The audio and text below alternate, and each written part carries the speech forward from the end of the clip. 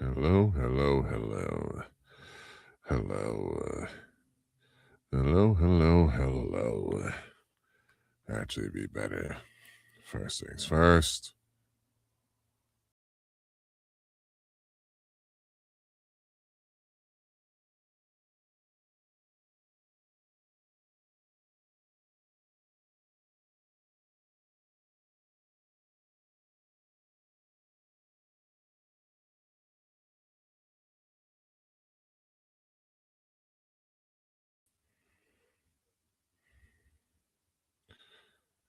Hello. Hey, Gabby. Hey. So, in case you're wondering, I am back. As you see in the title, says chill with me as I prepare long form political narration again. And basically, what I'm doing is I'm preparing a snippet from a book. I was requested to do. So,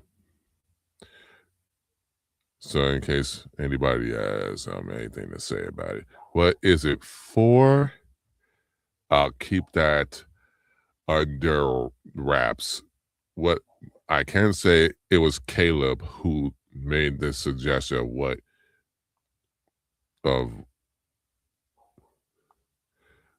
to prepare read. I will say that.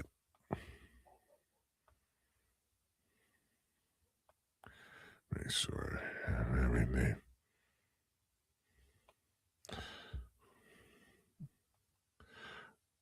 So if I do this read aloud, it's not going to be the actual like prepared thing. It's just like a read through and like get notes of what I'm reading about.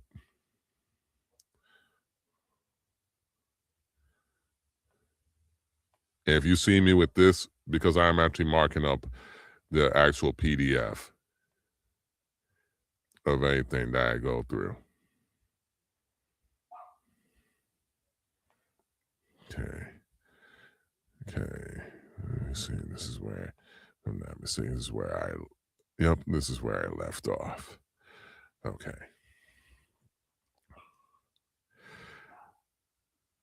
Theodore Adorno's The Authoritarian Personality comes to similar conclusions, arguing that the rise of Hitler was rooted in certain flaws in the human spirit, namely the tendency of people to believe that right and wrong exist, like the switch effect, David versus Goliath, and their ability to join some kind of mass movement and subordinate themselves to it in order to advance a cause they believe is right. The underlying message of all the New Left intellectuals promoted by the CIA, with their work published in Partisan Review, Paris Review, Der Monat. Actually, let me double check if I'm saying that right.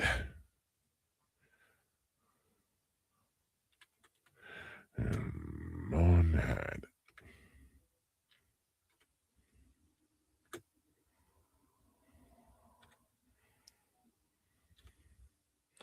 Pronunciation. Okay.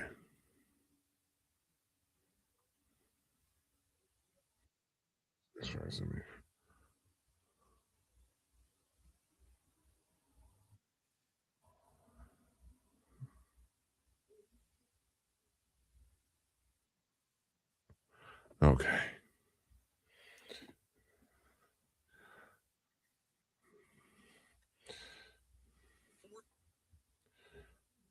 Got that off. Now, this is where preparation like this can get a little anal, but if you're going to get something right, make sure you get it right. Der Monat. Der Monat. Der Monat. Der Monat. Okay.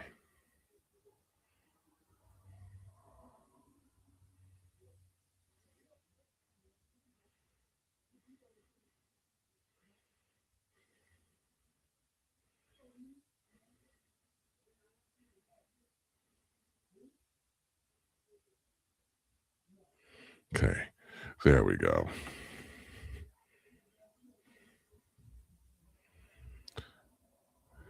Especially like any foreign terms in an audiobook or something like that. If any foreign terms or a word I don't know shows up and I'm not sure how to pronunciate, there are resources like Youglish if it's in English, or there's probably pronunciations up on YouTube that are very clear to listen to. So that Demonat and The Counter, magazine subsidized by the CIA's Congress for Cultural Freedom program, is that passion, mass movements, and belief in truth are very dangerous. From the perspective of the CIA-funded New Left, the ideal state of being is lassitude. If one becomes a partisan believer, a passionate activist for a cause, you are either a sucker and fool, or worse, a brown shirt Eichmann in the making. Postmodernism, the philosophical perspective of the New Left, rejects the notion that grand narratives of human society exist and derides all such ideologies and systems of thought as totalitarian. Instead, it celebrates deconstruction, i.e., taking apart such movements and deflating the passion and fanaticism that come with them, inducing lassitude. Let me underline that. Luigi Mangione, the new abstract painter. At the same time the CIA was funding these intellectuals, it was also funding abstract art. The CIA intentionally worked to counter social realism with abstract expressionism. The CIA funded the work of Jackson Pollock, famous for splattering paint on a canvas. Michael Newberry, who has taught at Otis College of Art and Design writes, the CIA and CCF used museums, philanthropists, foundations, magazines, both popular and literary, artists, musicians, critics, and intellectuals for their propaganda. Their stated aim was to win the cultural Cold War against the USSR. Anything that was anti-communist was unimpeachable. Their idea was to promote new American art, literature, and music with the slant that it represented freedom. This art, specifically abstract art, broke fundamentally with European and Russian art. The CIA's intellectuals might not have known that they were subverting humanity by rejecting the cultural values of Western civilization. There are films of Pollock splashing and dripping paint without any hesitation on a canvas laid flat on the ground. I remember watching one of these films as an 8 or 9-year-old child in elementary school, an indoctrination that still makes me sick. These films were made to give the impression of a passionate genius at work by magnifying a pissing-like gesture without thought, perception, or heart. Some have equated this to vomiting, but don't laugh or dismiss this statement, as there are contemporary postmodern artists who swallowed colored liquid and then literally vomited on the canvases, consequently bypassing all aesthetic knowledge, emotion, and perception. The CIA psyop behind promoting Pollock was to send the message that genius is a blustering, nihilistic, crazed artist who is compelled to do senseless acts. They succeeded in confusing the hell out of the general public by undermining their sense that art should be knowable and inspiring. The CIA knew and was threatened by the knowledge that real art was the linchpin that empowers humans to feel the full power of their combined senses, thoughts, and emotions. Their evil psyop was to convince people that passion without reason or reality is genius. The bigger the farce, the more they can get away with. Through using abstract art, the CIA would drive a psychological wedge through the soul of not only Americans, but humanity as well. A Harvard educated art blogger named Nancy Hills gives us a defense of Jackson Pollock and similar abstract art, which she admits is ugly. She writes, I believe ugly paintings threaten us because they're unfamiliar, unruly, and emerge unbidden without our consent. They subvert our need for control. It's like experiencing a mutation causing unforeseeable consequences. They're unpredictable, unfamiliar, unrecognizable, and different than our recent work. In essence, Nancy Hills and Michael Newberry agree. Abstract art makes us feel scattered, lost, not in control, defeated, and unable to change the world around us. Abstract art puts us in a negative, defeated place of feeling disempowered. While at first we may panic if such an emotional state is induced or feel angrily insulted, after a while we accept it. The long term result of feeling unbidden without our consent, experiencing a mutation, and having our need for control subverted for an extended period is a feeling of being psychologically defeated and bitterly accepting it. Lassitude. There we go. Lassitude right there. And we put a railroad track right there.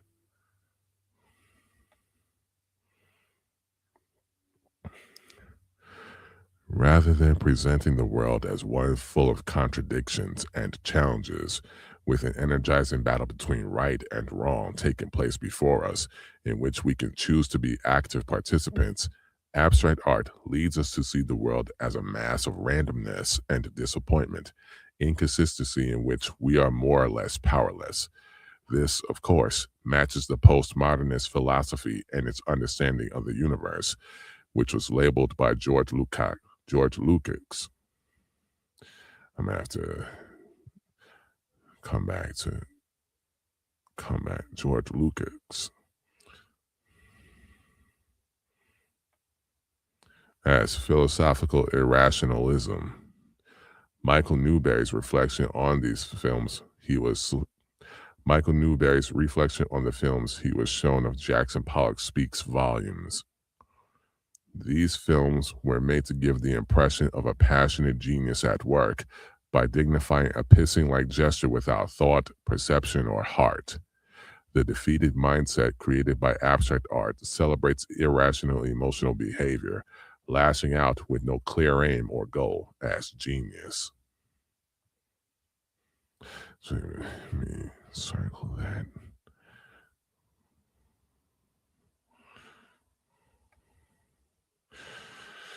Before I go,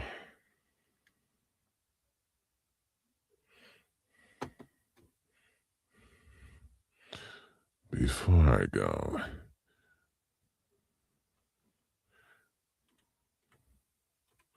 George, no.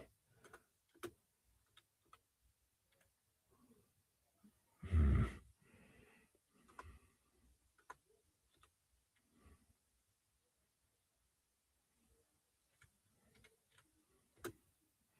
Pronunciation.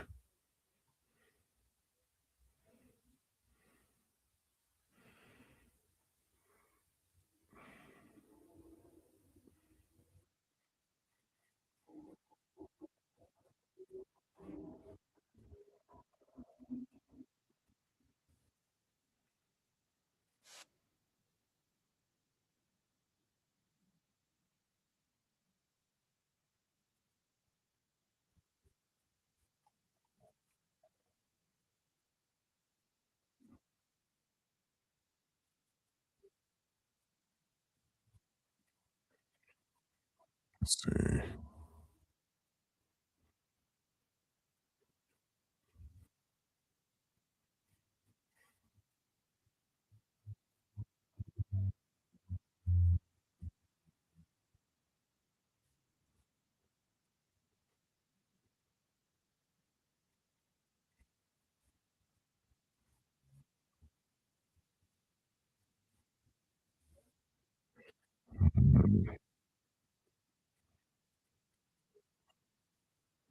George Lucas. George Lukács. Okay, George Lukács. This is exactly why I do this. George Lukács. George Lukács. George Lukács. George Lukács.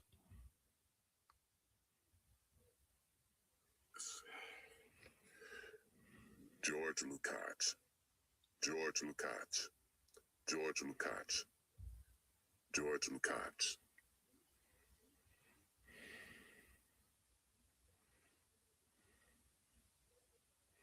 Yes.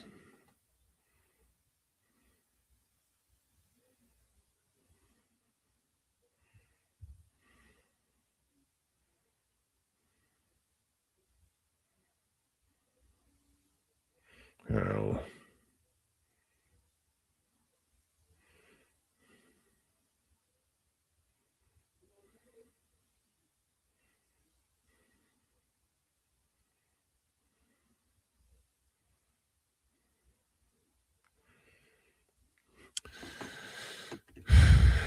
This is why had to be done. Had to be done. And this is also me getting better so that when comes time to actually record this and actually have the actual recording done, I'm not making a mistake like that. This is just preparation. Like I said, preparation. Get to see me as I learn how to prepare and prepare with what I know and learn new tips and tricks along the way.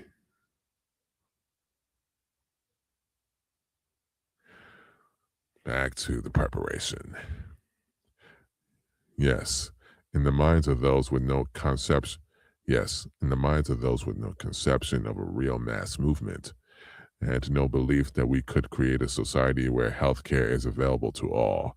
The idea of Luigi Mangione killing a billionaire CEO, inscribing political messages on the bullets, and composing a manifesto about vengeance and resentment, giving voice to the lingering anger and disappointments found throughout society, must indeed seem like an amazing art project. The media is all too happy to give nonstop coverage to this pessimistic Joker movie that appears to be playing out in real life, giving publicity to Mangione, presented as the pretty-faced, tragic hunger artist who displays the widespread negative emotions with an act of ugly, cathartic violence when no stated demand or goals is very safe. It boosts all the negative emotions, the bitterness, the feelings of being defeated, the desire to cathartically lash out with the lack of real goals, all the ugly components of an ugly painting, all necessary to induce a psychological state of lassitude among dissidents in the long term.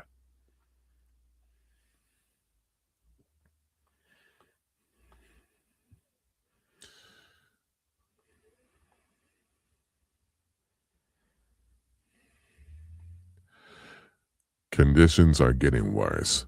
We all feel bad. We all feel like punching somebody or maybe even shooting somebody. Mangione did it, so we can celebrate him for making our bitter complaints heard without building any movements for change or even putting forward any demands or even teaching us anything about the healthcare system or the unfolding crisis that we did not already know. We have a new anti-hero in the cable news cycle. We can give a bitter grin and say, somebody killed one of the bastards. Good for them. We can then go back to observing the negativity all around us, feeling completely powerless, and resuming our usual state of lassitude.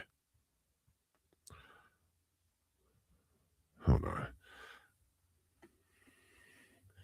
Just double check something. Let me double check something.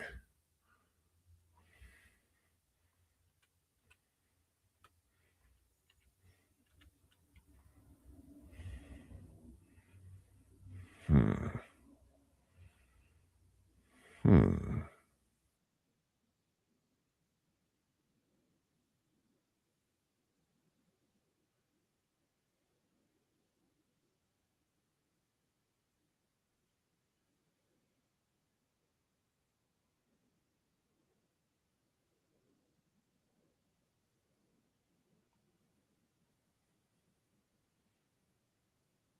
Okay. Just want to double check something.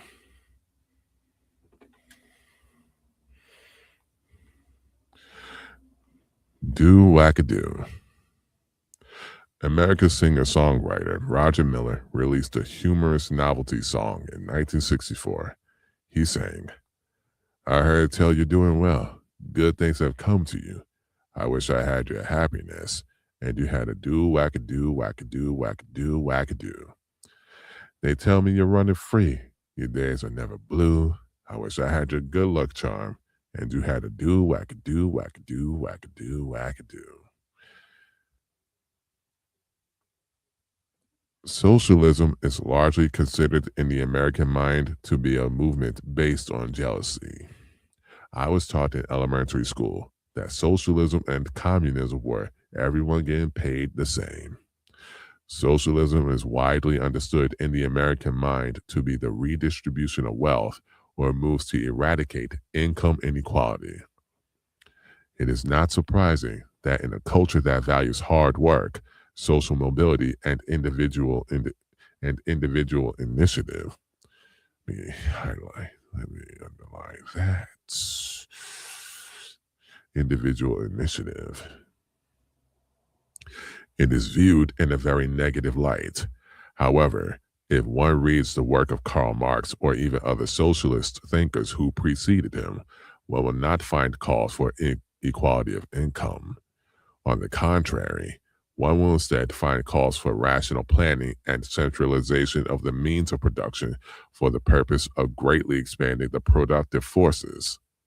The Communist Manifesto, for example, never calls for equality or the Communist Manifesto, for example, never calls for equality of wages or redistribution of income beyond vague references to an income tax system. The communist revolution is described by Marx this way.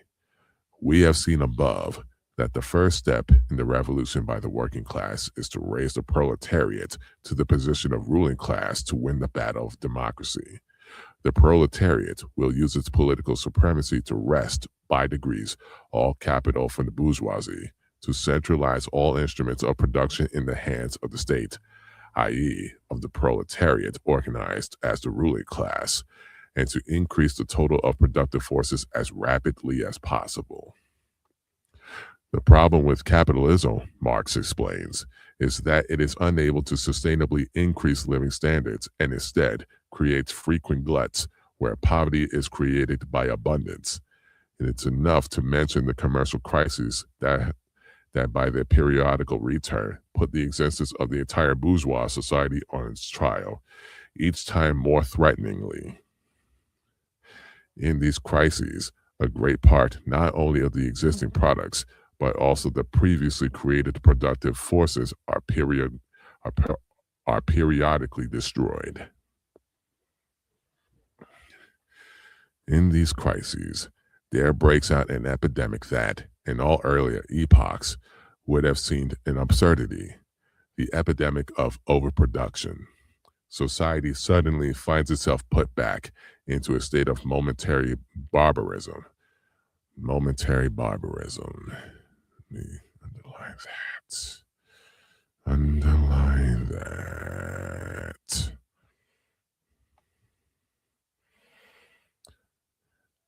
It appears as if a famine, a universal war of devastation, had cut off the supply of every means of subsistence. Subsistence. Let me double check. I'm saying that right. Let me.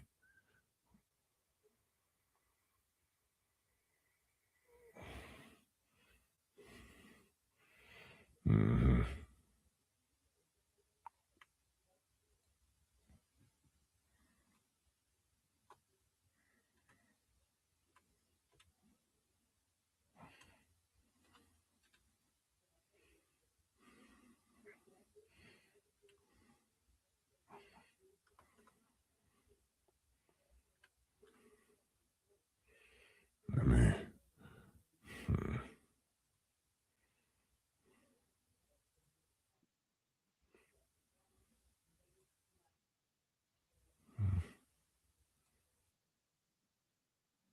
subsistence,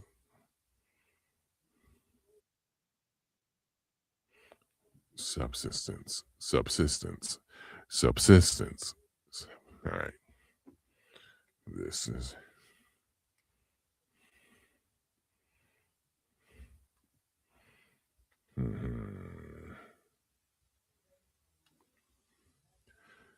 subsistence, subsistence, subsistence, subsistence, subsistence, subsistence.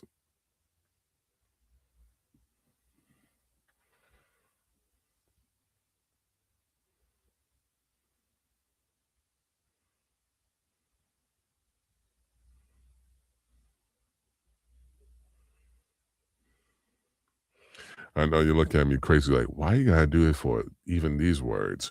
Sometimes we all have our icks that get in the way, and when it becomes apparent, flesh it out before you start doing the real thing.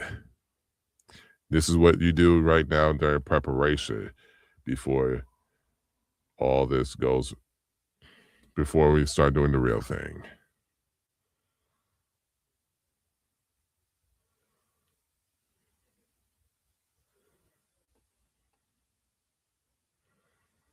Mhm.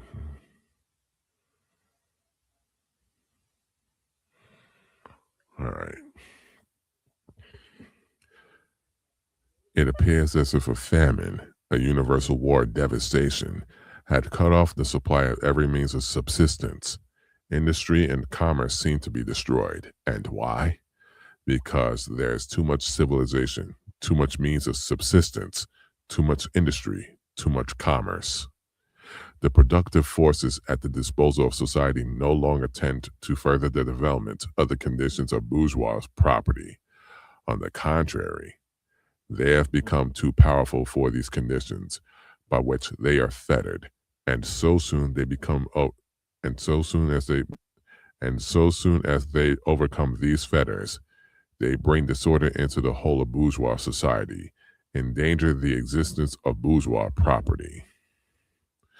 The conditions of bourgeois society are too narrow to comprise the wealth created by them. And how does the bourgeoisie get over these crises? On the one hand, they enforce destruction of a mass of productive forces. On the other, by the conquest of new markets, and by the more through exploitation of the old ones. That is to say, by paving the way for more extensive and more destructive crises, and by diminishing the means whereby crises are prevented. The idea, according to Marx, is that once the means of production are centralized, economic growth can continue without any restrictions as technology advances. The level of wealth and abundance in society can greatly increase, as Engels puts it in Socialism, Utopian, and Scientific. But when once their nature is understood, they can, in the hands of the producers, working together, be transformed from master demons into willing servants. Actually.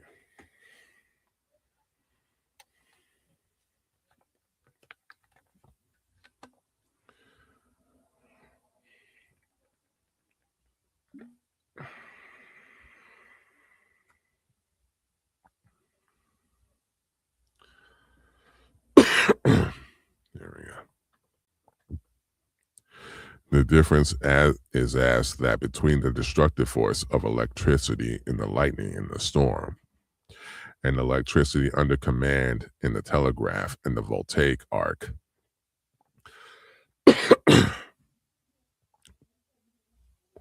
The difference between a conflagration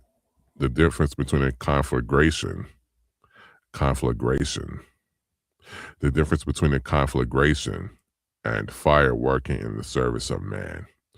With this recognition at last of real nature of the productive forces of today, the social anarchy of production gives place to a social regulation of production upon a definite plan. according to the needs of the community and of each individual. In fact, Marx makes clear that his vision of a world without classes or inequality is only possible once the rational planning of the means of production has created vast abundance. In critique of the Gotha program, Marx specifically opposed the notion of equality of income, even in a socialist society, saying it was unworkable. But one man is superior to another physically or mentally and supplies more labor in the same time, or can labor for a long time, and labor to serve as a measure must be defined by its duration or intensity. Otherwise, it ceases to be a standard of measurement. This equal right is an unequal right for unequal labor.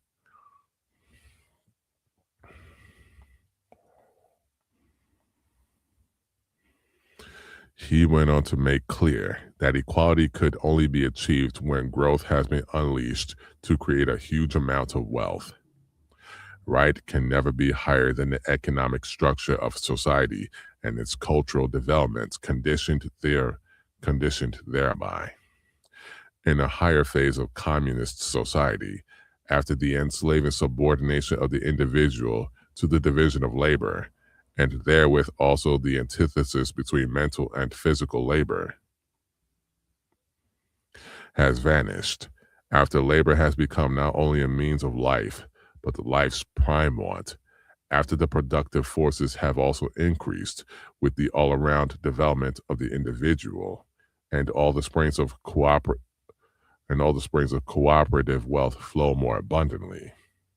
Only then can the narrow horizon of bourgeois right be crossed in its entirety and society inscribed on its banners, from each according to his ability, to each according to his needs.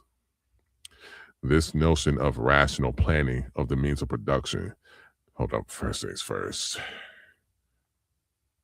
Let me put that in, and let me put that in.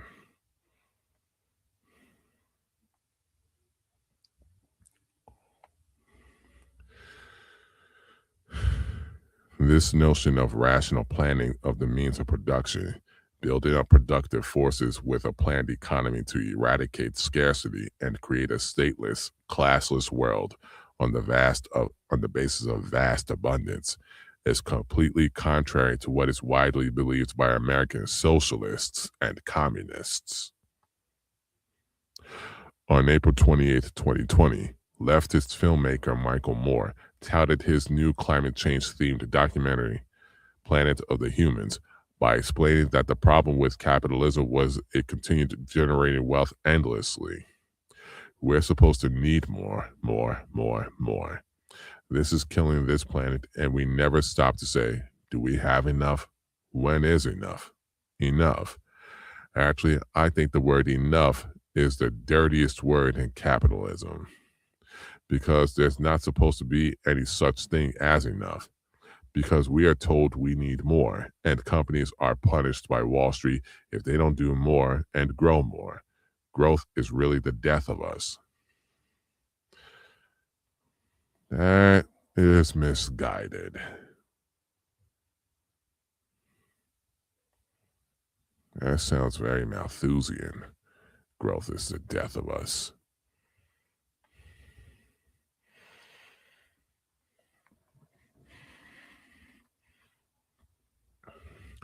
Marx spent his entire life showing that capitalism did not create endless wealth, that rather it had a boom-bust cycle and frequent gluts of overproduction, value crisis, and this problem was exacerbated by technology creating the falling rate of profit.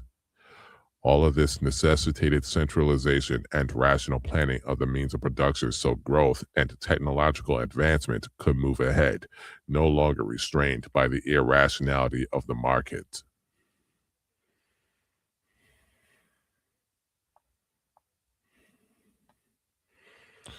However, this understanding is nowhere to be found among the American leftists who celebrate the murder of Brian Thompson. In their worldview, capitalism is greed and wanting more, and this is an And this is an inherent and this is an inherent flaw. And this is an inherent flaw in humanity. These are not the views of Marx or any of the 20th century communist governments. The entire purpose of their 5-year plans and mass industrialization campaigns was to create economic growth. The Communist Party of China obsesses over economic growth and has raised 800 million people from poverty and created the second largest economy on earth.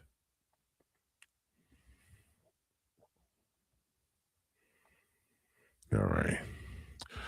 As Dugan explained in The Last War of the World Island, starting in the 1970s, communist groups began to function as caricatures of themselves. Caricatures. Communist groups began to function as caricatures of themselves, repeating stereotyped propaganda cliches assigned to them by their enemies and functioning in opposition to actual socialist planning in the USSR and China, while serving the Atlanticist international order.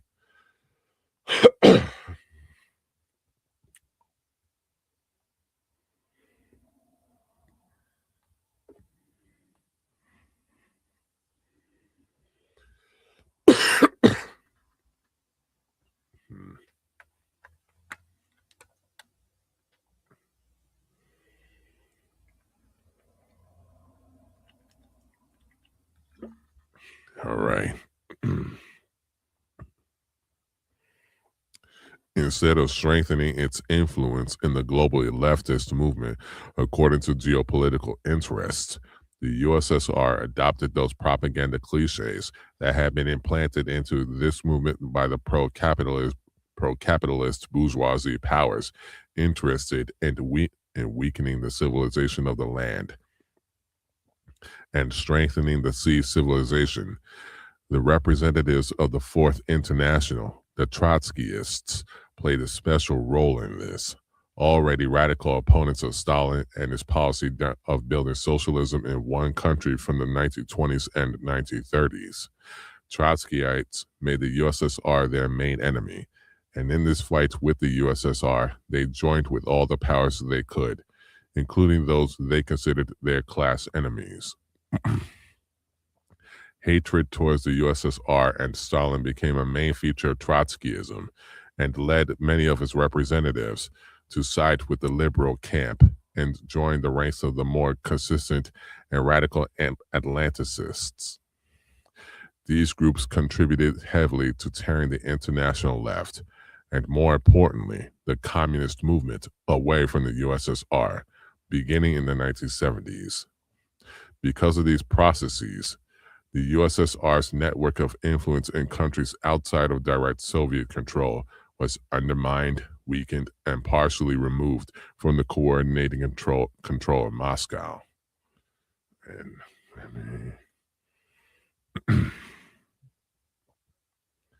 mark that right there.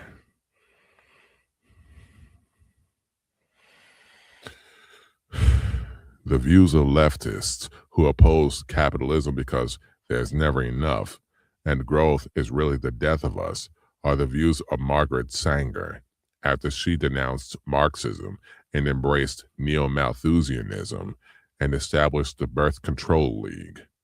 Sanger condemned Marxism, writing, "No true solution is possible. To continue this analogy until the worker is awakened to the realization that the roots of this malady,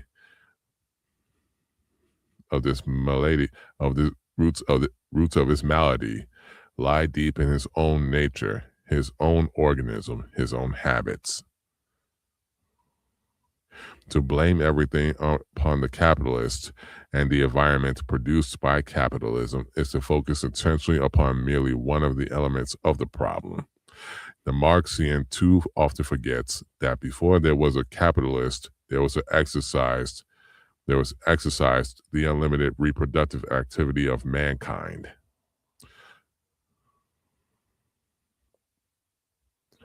Which produced the first overcrowding.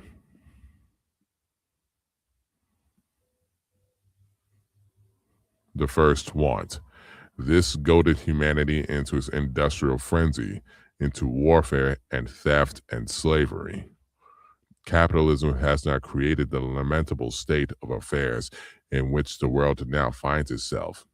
It has grown out of them, armed with the inevitable power to take advantage of our swarming, spawning millions.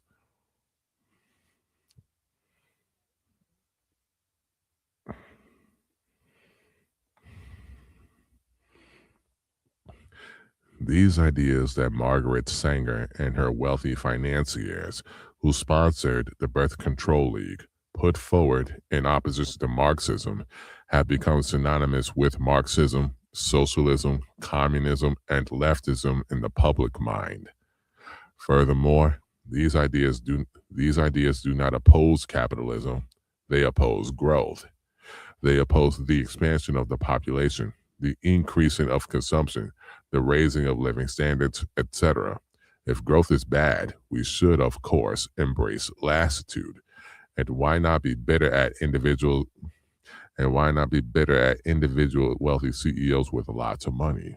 After all, in this limited resources worldview, wealth and the creation of wealth is inherently bad. The anti-growth, anti-human, bitter, envious, vengeance-oriented, and overall pessimistic mindset is not going to lead a person to live a fruitful, happy, or prosperous life. It's rather going to induce a huge amount of frustration and bitterness, which may flare up at times into rage and acts of murder, but ultimately induces lassitude.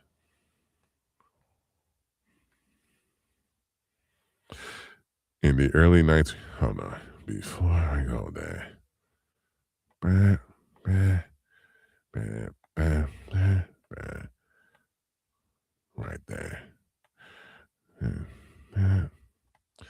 Mark that up.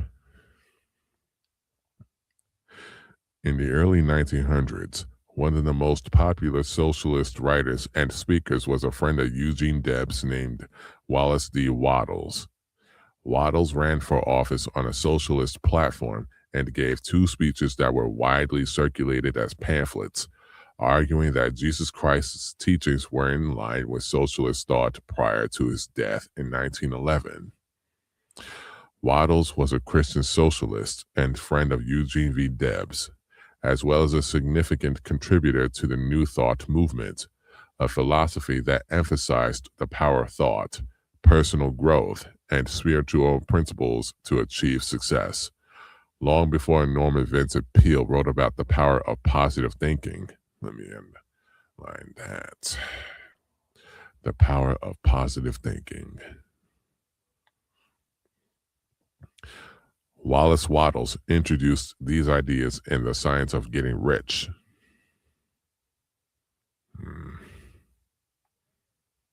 Right there. A seminal work that remains influential today. In his book, which emphasized the importance of maintaining an optimistic and growth-oriented perspective, he said in very socialistic terms that the road to happiness and success lies in cultivating the very opposite mindset one finds in modern leftists. He wrote, "A seed dropped into the ground springs into activity, and in the act of living produces 100 more seeds. Life, by living, multiplies itself. It is forever becoming more. It must do so if it continues to be at all. Intelligence is under this same necessity for a continuous increase. Every thought we think makes it necessary for us to think another thought. Consciousness is continually expanding.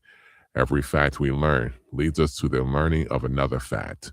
Knowledge is continually increasing. Every talent we cultivate brings to the mind the desire to cultivate another talent. We are subject to the urge of life, seeking expression, whichever drives us on to know more, to do more, and to be more. In order to know more, do more, and be more, we must have more. We must have things to use, for we learn and do and become only by using things. We must get rich so that we can live more. The desire for riches is simply the capacity for a larger life, seeking fulfillment. Every desire is the effort of an unexpressed possibility to come into action. It is power seeking to manifest which causes desire. That which makes you want more money is the same that as which makes the plant grow. It is life seeking fuller expression.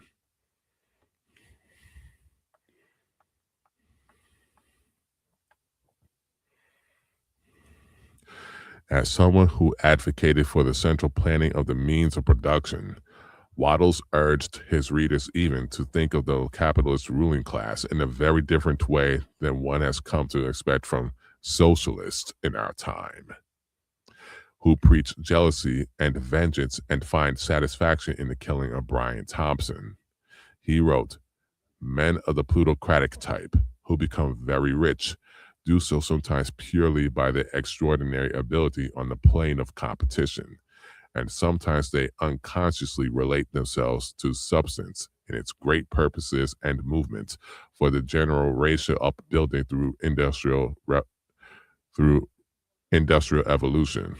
Rockefeller, Carnegie, Morgan, et al. have have been the unconscious agents of the supreme in the necessary work of systematizing and organizing productive industry. And in the end, their work will contribute immensely toward increased life for all." Let me go back to this.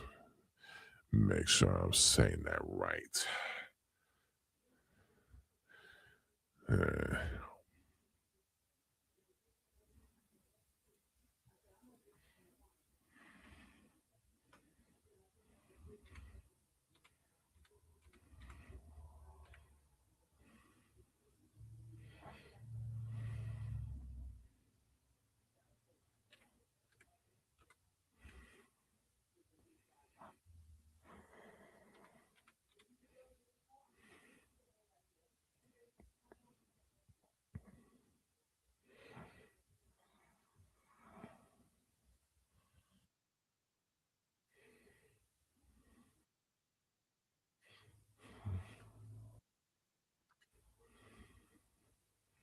okay, there we go. All right.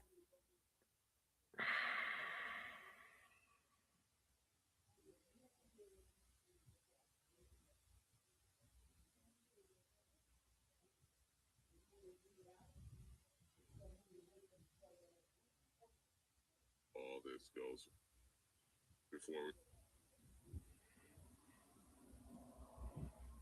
All right.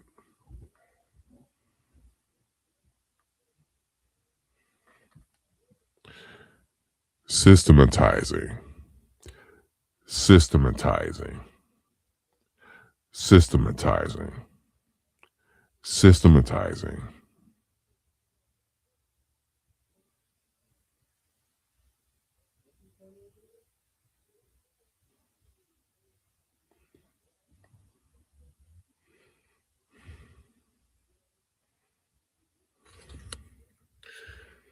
Systematizing, systematizing, systematizing, systematizing. Got it.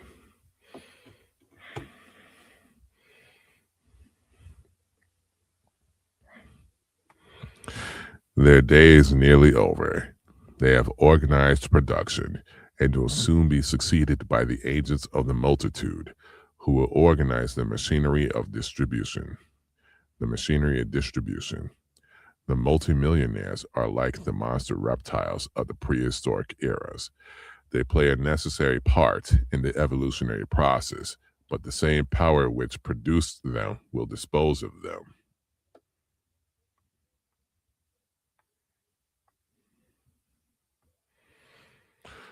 Waddles argued that socialism was the inevitable result of human society's march toward greater abundance, but it could only be achieved when the working class was awakened to an abundance mindset. So the factory workers, either as individuals or as a class, are not deprived of opportunity.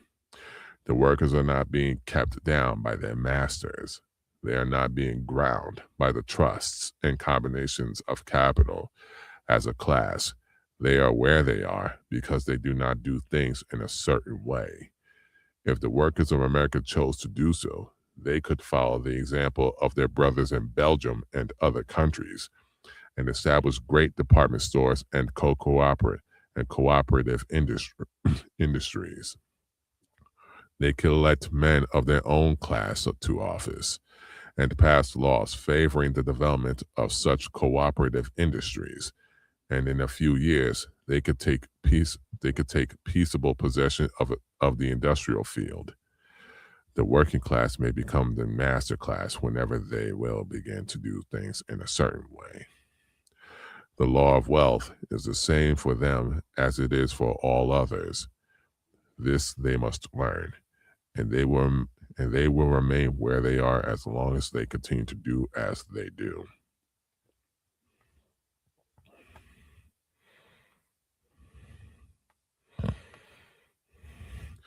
Waddles put forward a conception of understanding the struggles of workers for a better life in an optimistic rather than bitter. Waddles put forward a conception of understanding the struggles of workers for a better life in an optimistic rather than bitter and resentful way. See it as the natural process of human growth and evolution, not a bitter struggle for power. Nature is a great advancing presence, working beneficently for the happiness of all. All things in nature are good. She has no evil. She is not complete, for creation is still unfinished. But she is going on to give to man even more bountifully than she has given to him in the past. Nature is a partial expression of God, and God is love. She is perfect, but not complete. So of human society and government, what through what though there are trusts and combinations of capital and strikes and lockouts and so on. All these things are part of the forward movement. They are incidental to the evolutionary process of completing society. When it is complete, there will be no more of these inharmonies, but it cannot be completed without them.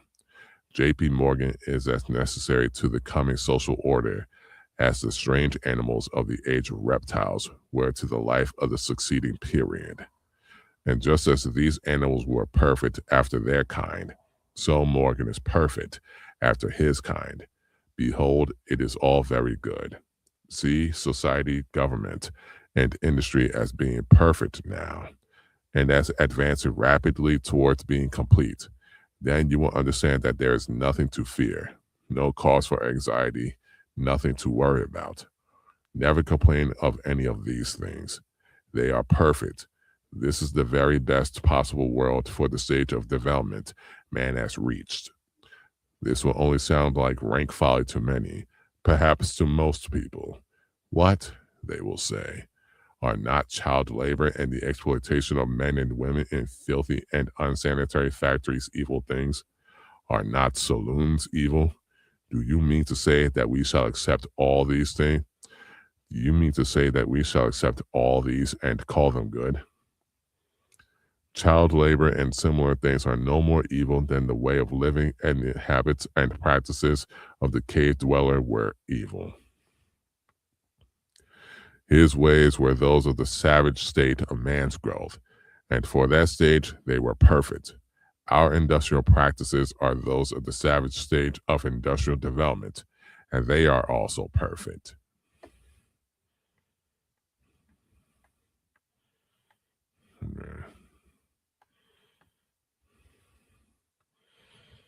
All right. All right. And that's the end of that section. Obviously, this is not recorded as an audiobook. It's just still preparation. But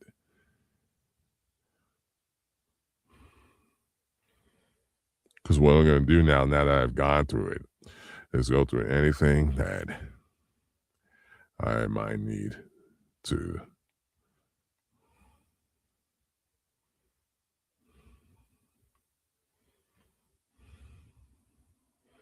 That I might need to give a quick look through over before I actually start doing the actual recording. So, yeah.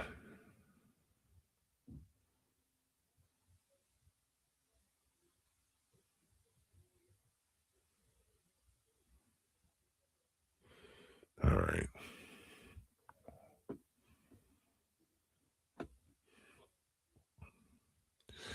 I got that. Oh, it's parallel.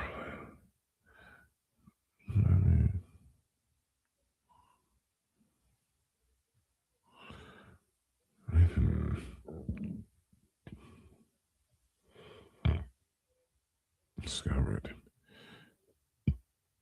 human mind. Excuse me. Okay.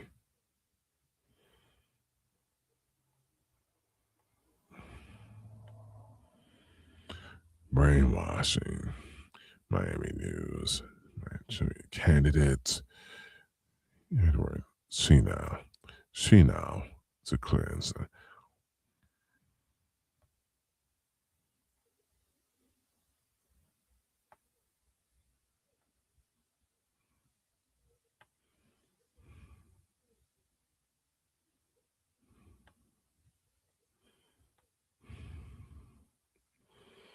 Korean.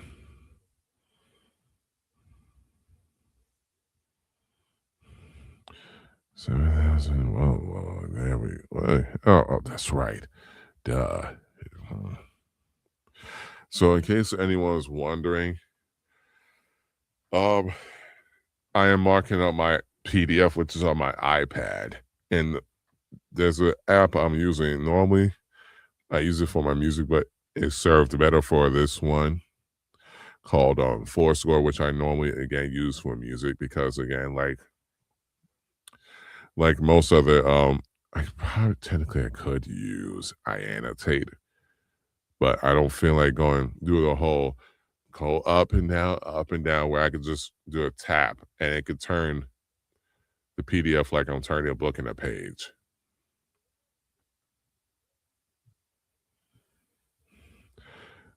And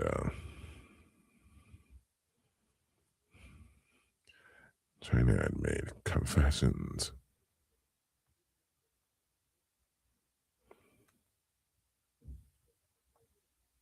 Petitions calling for the end to the American war in Asia. 50% fully with Chinese, whereas an alarming number of the prisoners stuck by their confessions after returning to the United States. They did not, as was accepted, recant when they stepped on U.S. soil. Puzzled and dismayed by the wholesale collapse of morale among POWs, America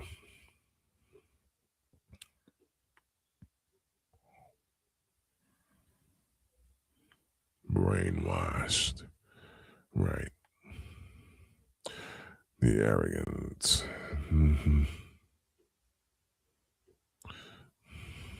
Can't be overlooked. The reality did indeed. Bruce Cummings.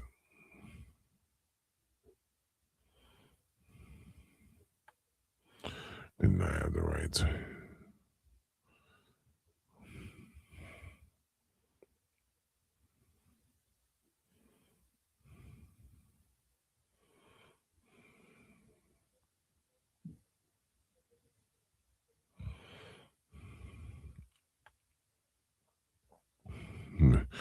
McCarthyism makes that's going to be important to highlight. We're going through this. The notion that some of the GIs may have been horrified by what they were ordered to do could not be entertained. Neither could the notion that any of the arguments of the Chinese or Korean captors were logically convincing. Knowing that the research led them, and then that led to decades of CIA research. Newsweek described them, the American POWs, as shifty-eyed.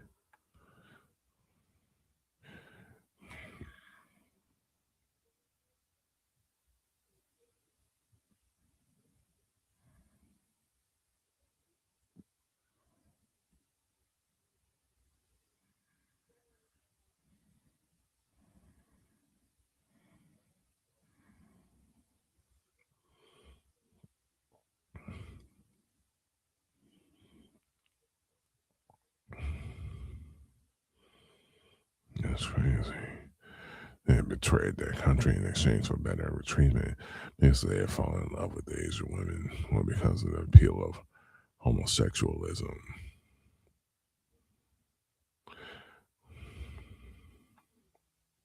Several commentators warned they represented the weakening of American masculinity and replacement by a generation of pampered kids and mama's boys. Beyond the nation's spiritual decline and the feminization of its men, another theory emerged: brainwashing. Regardless of the result was CIA Project Bluebird, which eventually became MK Ultra, which eventually became Artichoke. U.S. intelligence community trying to figure out we're able to brainwash people, and then, but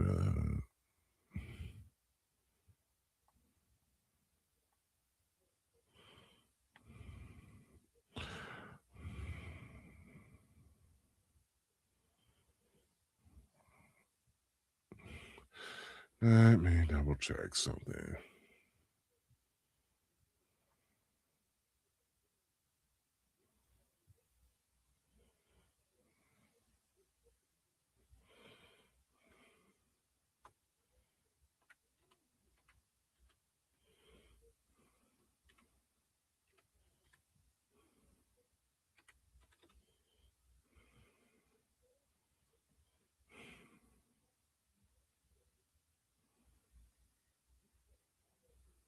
Mm-hmm.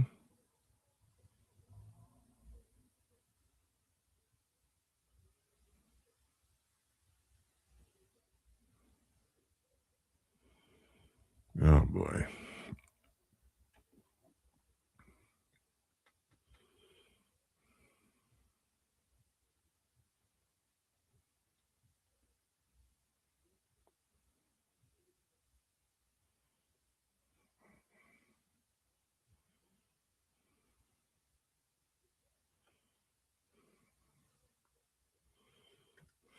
Okay.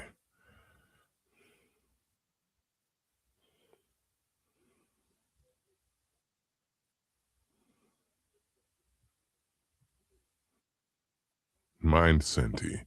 Okay. Okay. Okay. Got it. Got it. Got it.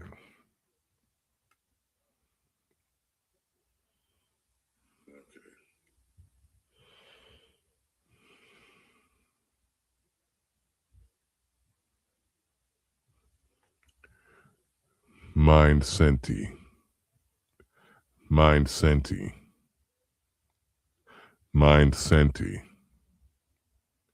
Mind Senti.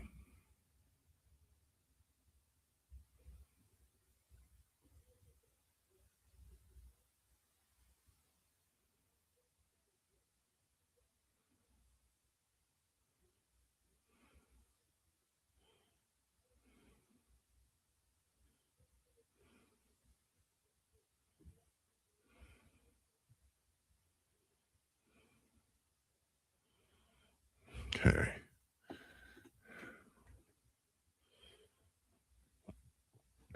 Cardinal Mind Senti. Got it. Imbibed. Imbibed. Yeah. Got that one. John D. Marks described the program.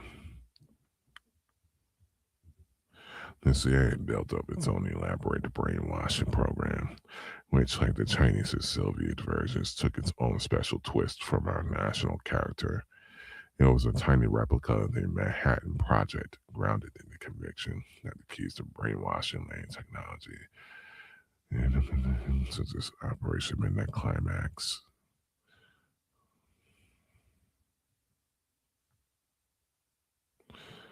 Bad, not bad.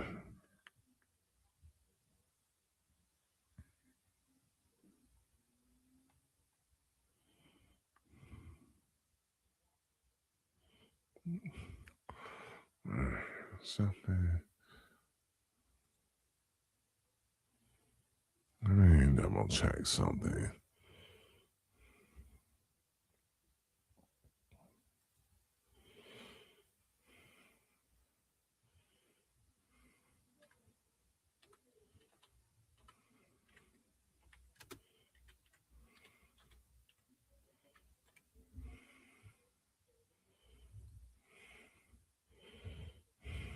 Hmm.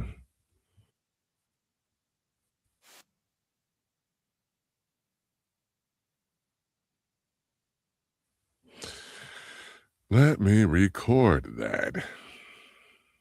Let me record that.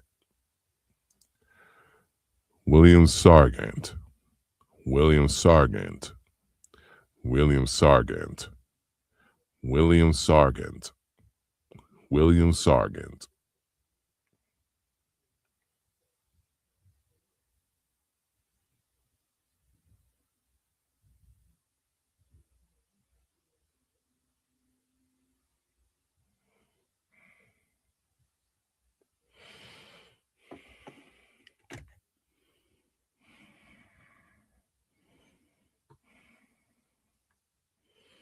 See, I'm making all these like pronunciation memos because if I forget how I pronounce the word, at least I have it recorded.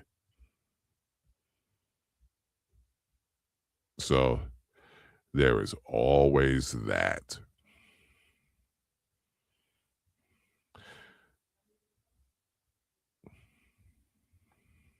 It's not suggestibility. Suggestibility. Schizophrenic. I think. With that, I'm going to take a break from this stream and I'll catch you on the next one. Peace. Hopefully you kind of enjoyed me sitting here going through recording. Well, not recording, I'm doing prep work. Hopefully you enjoyed that. But yeah, I'm going to take a break, get some air. Peace.